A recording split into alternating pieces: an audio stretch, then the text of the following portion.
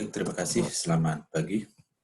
Saya akan menjelaskan tentang salah satu topik di penelitian maupun statistik yang sangat umum kita kenal. Ya, salah satu topik tersebut misalnya tentang SPSS. Jadi salah satu software yang sangat terkenal yang digunakan oleh baik itu mahasiswa, dosen maupun para peneliti ketika mereka melakukan memasukkan data atau kita kenal dengan data entry, kemudian ketika mereka melakukan analisis data. Jadi data yang mereka miliki, apakah itu dari hasil survei maupun dari hasil pengumpulan data penelitian, mereka bisa melakukan data entry pertama. Kemudian setelah data entry atau memasukkan data, selanjutnya mereka bisa melakukan data cleaning untuk memastikan bahwa data tersebut sudah baik, sudah bersih, sudah akurat datanya yang masuk. Setelah data dilakukan data cleaning, selanjutnya bisa dilakukan analisis data. Nah, analisis data dapat dibagi menjadi dua, yaitu analisis secara deskriptif, kemudian bisa dilanjutkan dengan analisis secara analitik atau inferensial. Nah, saya akan langsung saja menjelaskan satu persatu, mulai dari SPSS ketika melakukan data entry, kemudian melakukan data cleaning, selanjutnya dilakukan analisis secara deskriptif, dan analisis menggunakan uji statistik atau yang kita kenal dengan inferential statistics.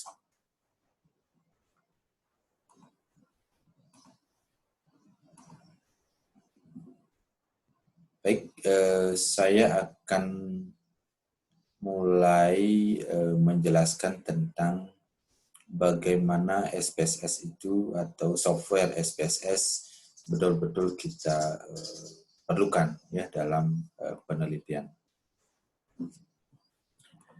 Jadi kita mengenal yang namanya pengumpulan data. Jadi ada pengumpulan data dikumpulkan, kita kenal dengan data collection.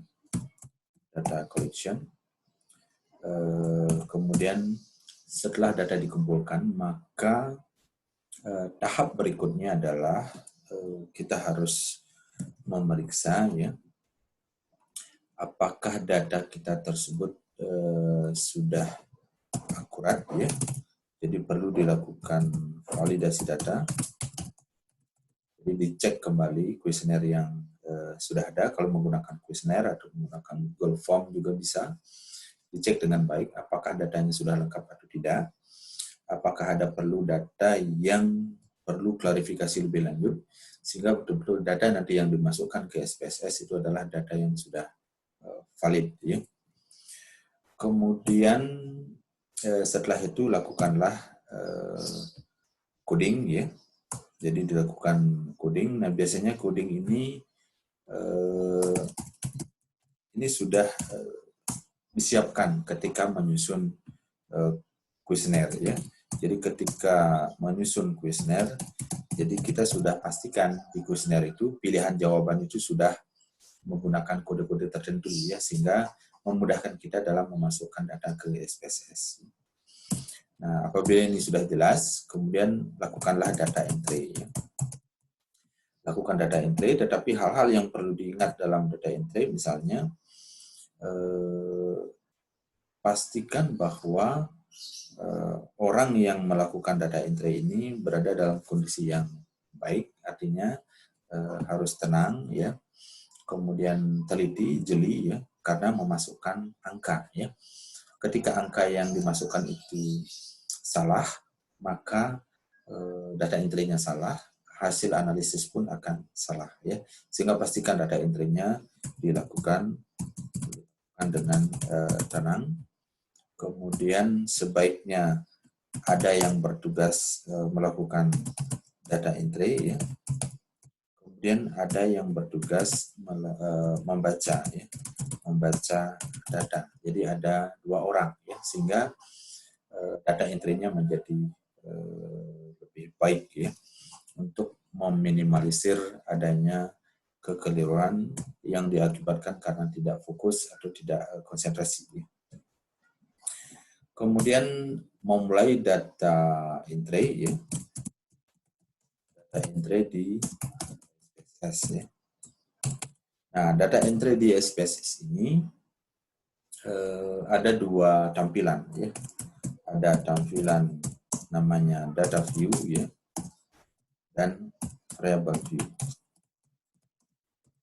Variable view. Jadi yang pertama yang kita harus lakukan adalah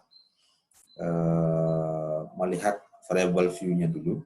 Setelah variable view itu dipastikan benar, kemudian diisi variabelnya, nama variabel, labelnya, ya, values dan sebagainya.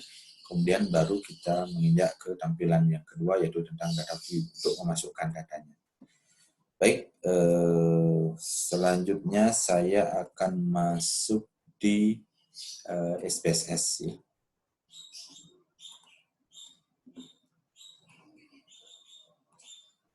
Nah, ini tampilan dari SPSS. Jadi ada data view di sini, kemudian ada variable view ya. Nah, ini adalah variable view dan ini adalah data view ya. Jadi kita mulai bekerja di variable view dulu. Misalnya kita ingin melakukan penelitian tentang kita coba lagi yang tadi, misalnya kita mau melakukan penelitian tentang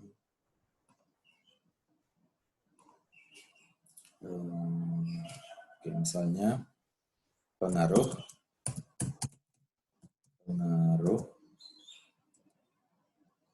perilaku merokok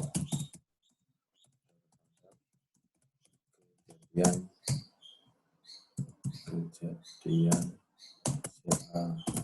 baru. Jadi kalau demikian maka variabel bebasnya adalah perilaku merokok,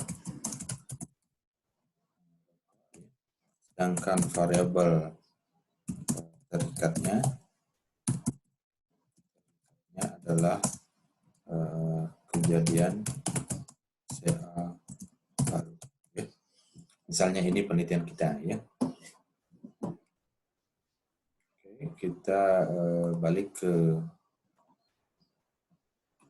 SPSS. Jadi kita mulai dengan misalnya membuat mungkin mulai dari apakah umur dan sebagainya. Misalnya umur ya. Umur. Kemudian kita berikan di sini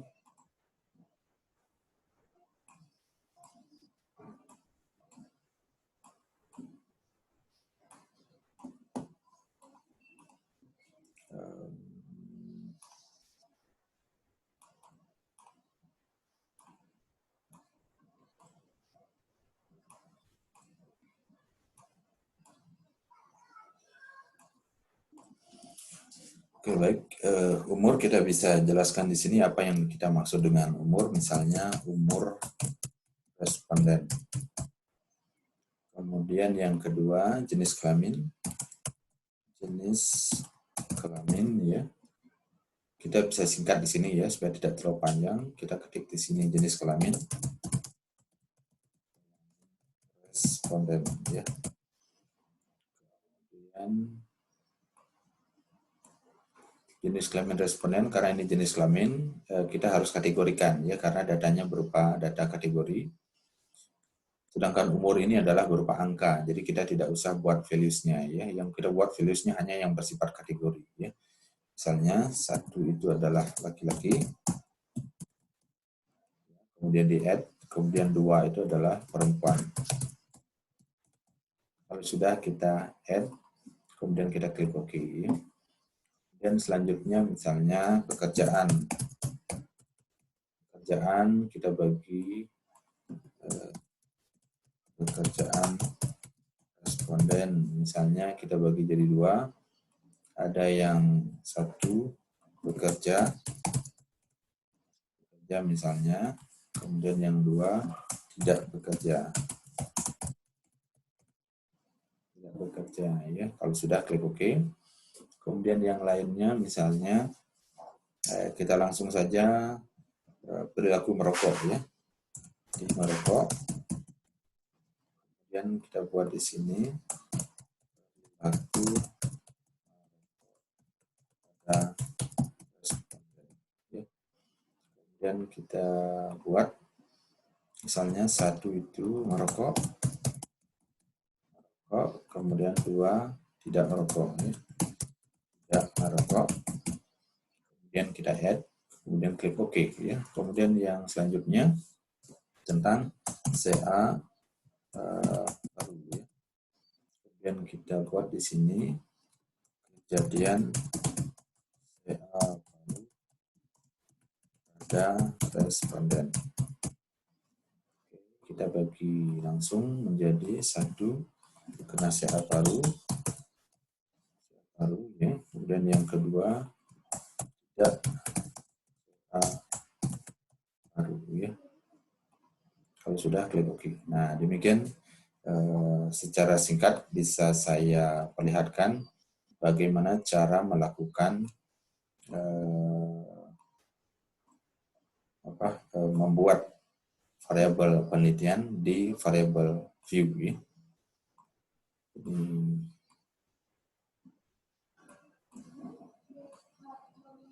Okay.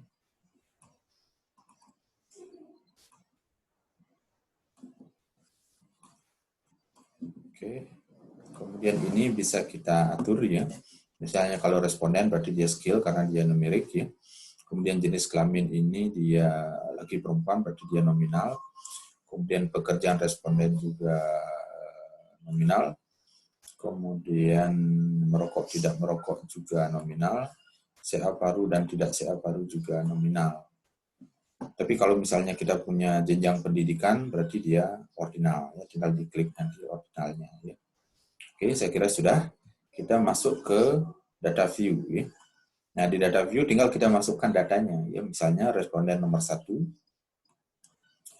Responden nomor 1 misalnya umurnya 50 tahun. Kemudian jenis kelaminnya laki-laki ya, misalnya ya. Kemudian pekerjaan bekerja, merokok, kemudian kena CA paru. Ya. Nah, ini salah satu contoh ya. Kemudian ini ada 1.00 ya.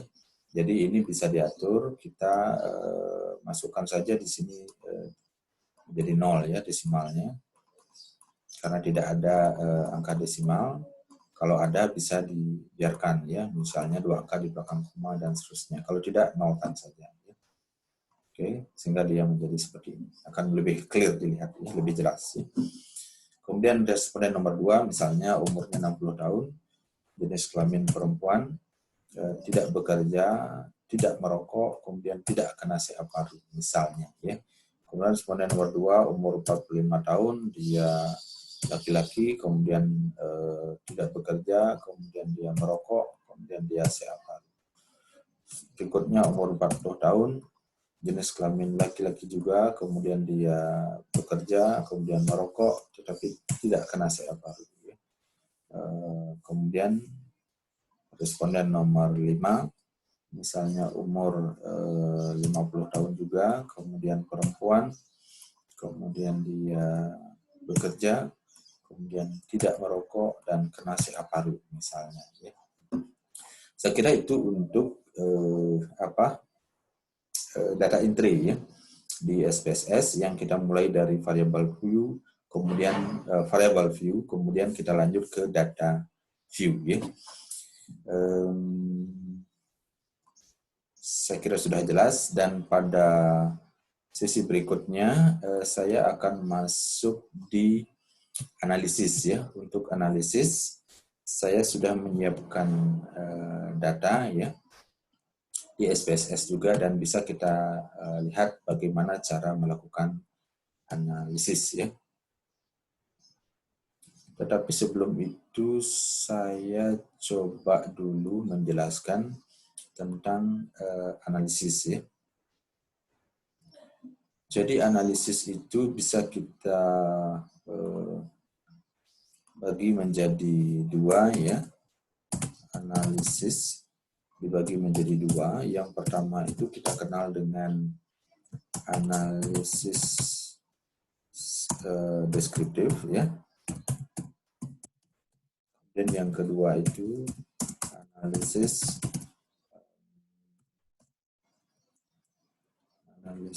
inferensial ya. Atau ini dikenal dengan deskriptif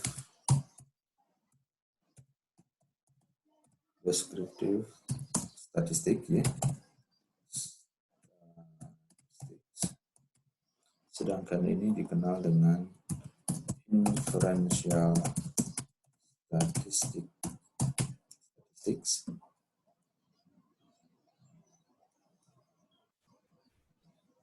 atau dikenal juga dengan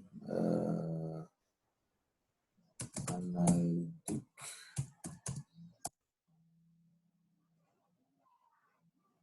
atau dikenal juga dengan analisis secara analitik ya.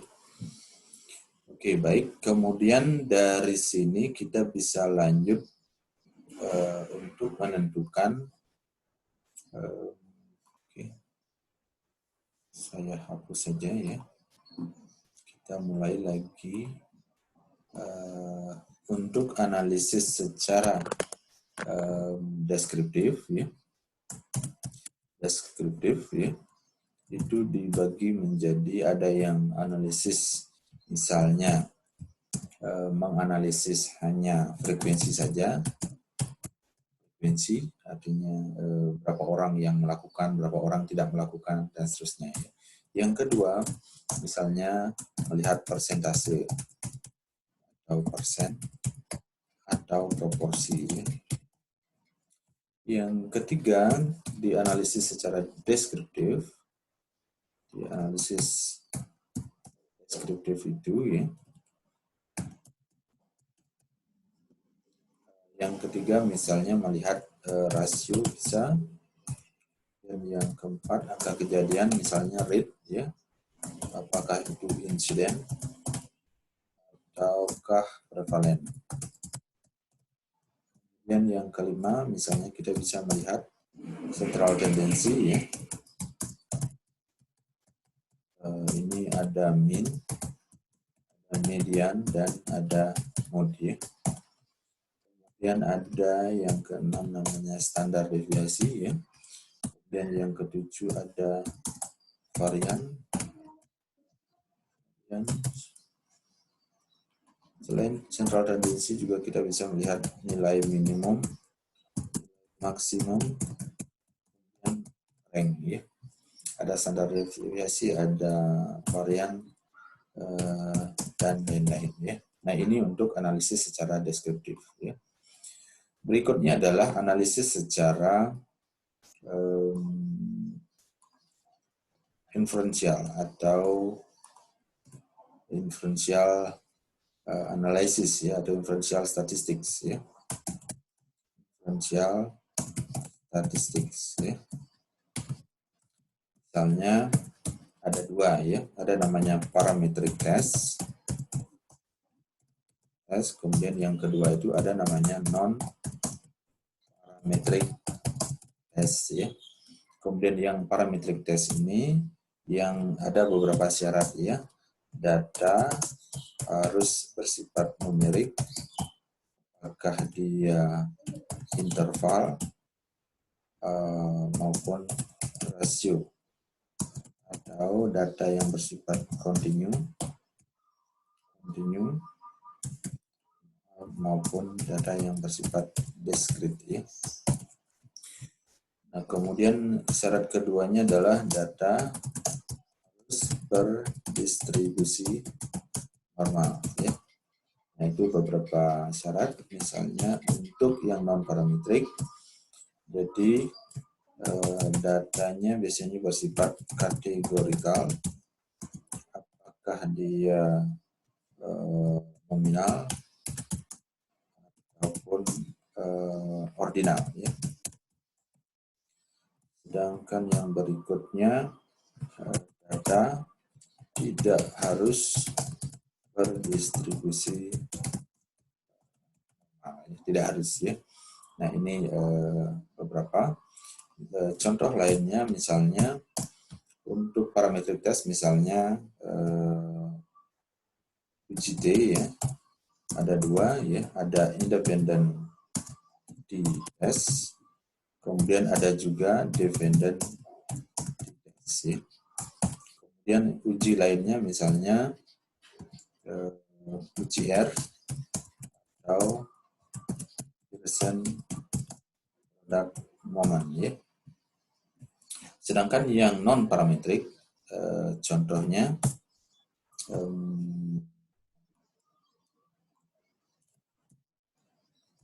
misalnya uji chi-square ya,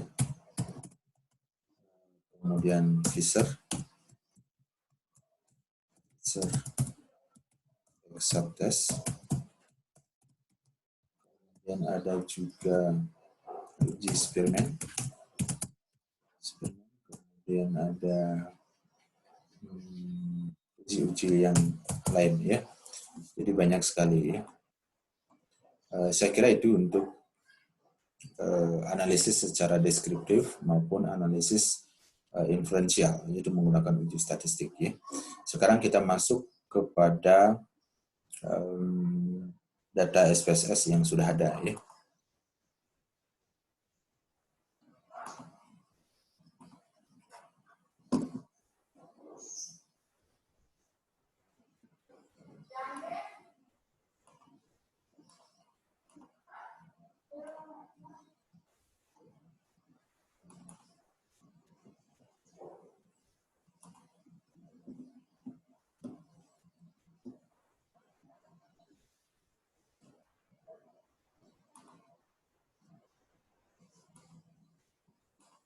Oke, baik.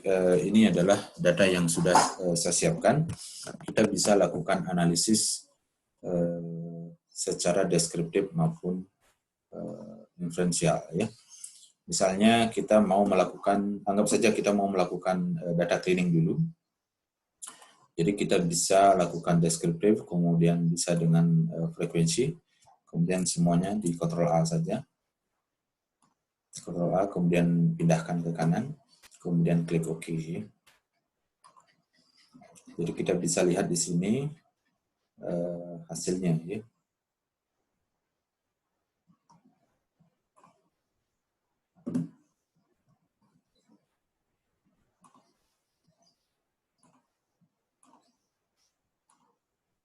Oke, baik, ini dia.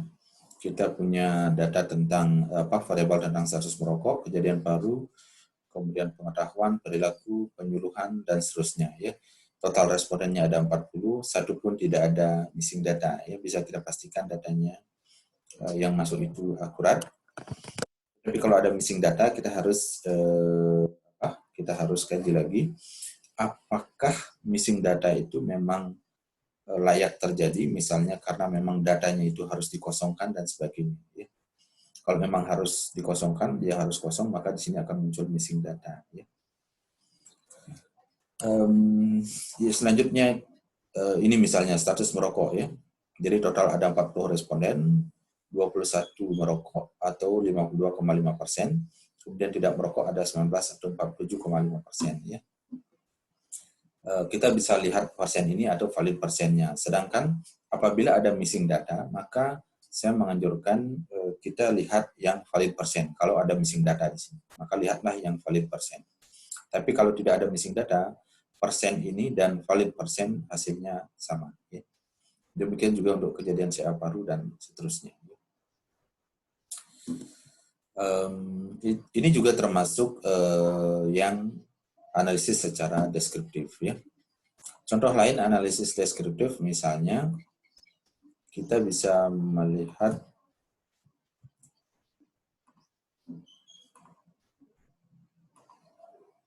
misalnya saja penyuluhan atau pengetahuan ya, pengetahuan.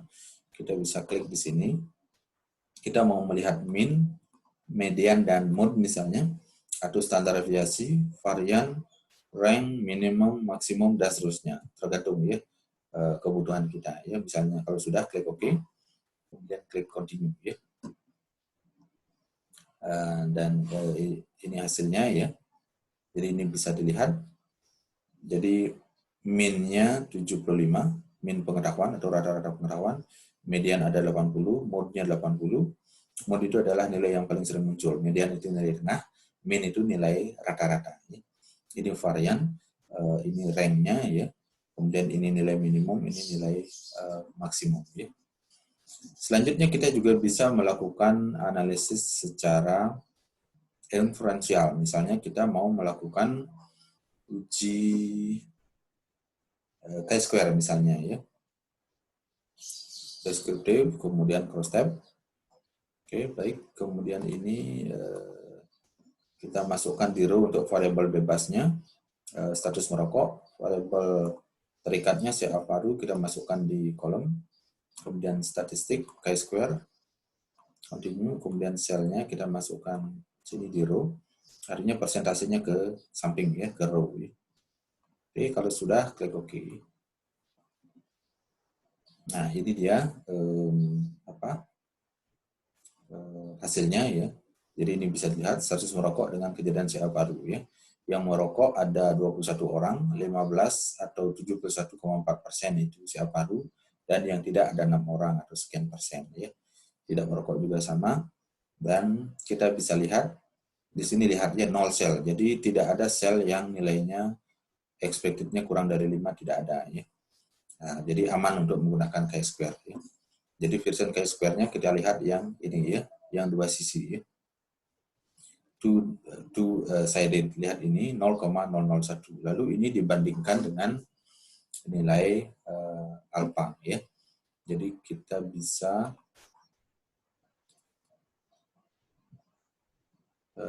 bandingkan nilai ini ya dengan nilai alpha 0,05 ya. Dan ternyata ini nilainya jauh lebih kecil dari alpha 0,05, sehingga bisa dikatakan ada pengaruh perilaku merokok terhadap kejadian CA baru secara signifikan. Ya. Saya kira itu untuk uji chi-square. Selanjutnya kita coba satu lagi tentang inferential statistik ya, dengan melakukan analisis dengan uji T misalnya ya. Kita coba independent test. Kita mau membandingkan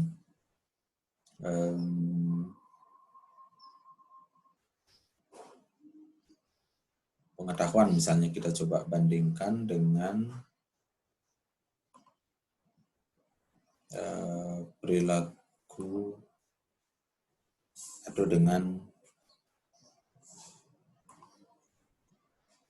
ada nggak perbedaan pengetahuan ya yang responden dengan merokok dan tidak merokok misalnya ya. Kemudian define 1, ini 2, klik continue, ini tidak masalah ya, kemudian diklik OK. Baik, dan ini hasilnya ya. Jadi kita bisa lihat yang merokok pengetahuannya ada 21 yang merokok, rata-rata pengetahuannya 76,5 ya. Sedangkan yang tidak merokok ada 19 orang, rata-rata pengetahuannya 73,4 ya kalau kita bulatkan. Kemudian kita lihat sekarang langsung saja lihat ini mean difference-nya, perbedaan rata-ratanya ya antara yang merokok tidak merokok. Kemudian kita lihat ternyata tidak ada perbedaan ya, karena di sini